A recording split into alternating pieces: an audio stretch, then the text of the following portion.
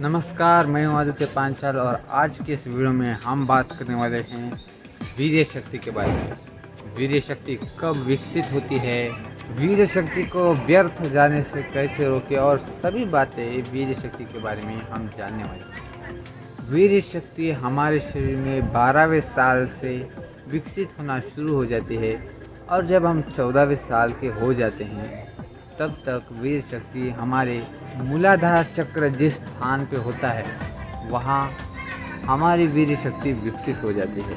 वीर्य शक्ति का एक एक बूंद मतलब वीर्य का एक एक बूंद बहुत ज़्यादा कीमती होता है, क्योंकि कई मिलीग्राम खून से एक बूंद वीर्य की बनती है, इसलिए वो बहुत मूल्यवान होते हैं और उसका खर्चा बिल्कुल भी नहीं होना चाहिए।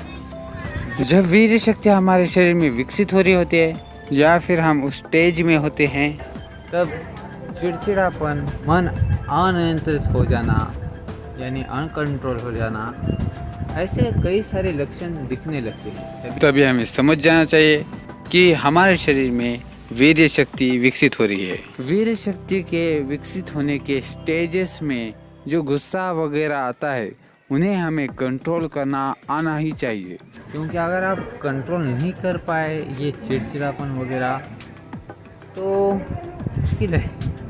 तो मैं आपको प्रैक्टिकल टिप्स बताऊंगा कि आप वीर्य शक्ति को व्यर्थ जाने से कैसे रोक सकते हैं और वीर्य शक्ति के कारण जो चिड़चिड़ापन वगैरह होता है उसको आप कैसे कंट्रोल कर सकते हैं। हम ज़्यादा टाइम नहीं गवाएंगे। तो वीर्य शक्ति जिनके शरीर में विकसित हो चुकी है उनको गंदे गंदे विचार आ सकते हैं, ये कॉमन बात है। ये सारे लक्षण हैं, इनसे हमें पहचान जाना चाहिए। तो वीर्य शक्ति व्यर्थ जाने से पहले ही हमें 3 प्रयोग करने चाहिए कम से कम। पहला है त्रिबंध प्राणायाम। त्रिबंध प्राणायाम में आपको पूरी तरह से लंबी सांस लेनी है, अपने पेट को अंदर लेना है और अपनी हुडी को यानी चिन को छाती की ओर झुकाना है और गुदा को ऊपर की ओर उठाना है। इससे होता यह है कि आपकी जो वीर्य शक्ति जो नीचे होती है वो ऊपर की ओर उठने लगती है। वीर्य शक्ति के ऊपर उठने के बहुत ज़्यादा फायदे होते हैं। जब वीर्य शक्ति ऊपर उठती है तब हमें जो गंदे विचार आते हैं वो नियंत्रित होते ही हैं।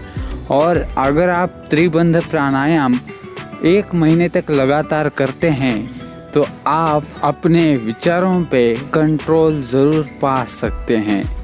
वीर्य शक्ति के ऊपर उठने के कई सारे फायदे हैं, ये तो बस एक फ़ायदा है। त्रिबंध प्राणायाम का दूसरा फ़ायदा यह है कि वीर्य शक्ति पूरे बॉडी में संचारित होती है और हमारी बॉडी को स्ट्रॉन्ग बनाती है, इसलिए त्रिबंध प्राणायाम ज़रूरी है।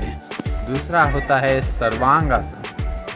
ये 2 बहुत इम्पोर्टेंट है। सर्वांगासन करना बहुत ज़्यादा इजी होता है, जैसा कि आप इस इमेज में देख पा रहे हैं। बिल्कुल उसी तरह से आपको पोजीशन ले लेनी है। इससे होता ये है कि आपका जो वीर्य है वो ऊपर की ओर उठता है और आपका खून भी दिमाग की ओर तेजी से दौड़ता है।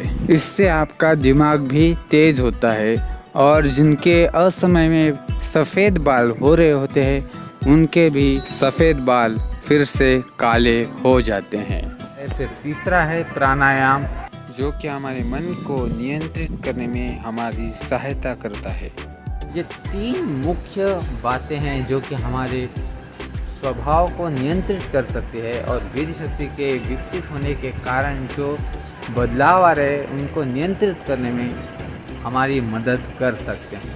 अगर आप इस वीडियो का पार्ट 2 भी चाहते हैं तो नीचे कमेंट ज़रूर कीजिए। मैं वीर्य शक्ति के बारे में आपको कई सारे बातें बताऊंगा अगले पार्ट में। अगर आप जानना चाहते हैं ऐसे कई स्पिरिचुअल तथ्य वगैरह जैसे कि गोलोक धाम कहाँ है तो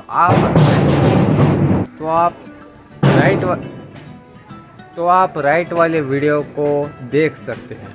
या फिर अगर आप जानना चाहते हैं कि गीता का महात्म्य क्या है, उसको पढ़ने से क्या होता है, तो आप लेफ्ट वाले वीडियो पे क्लिक कीजिए।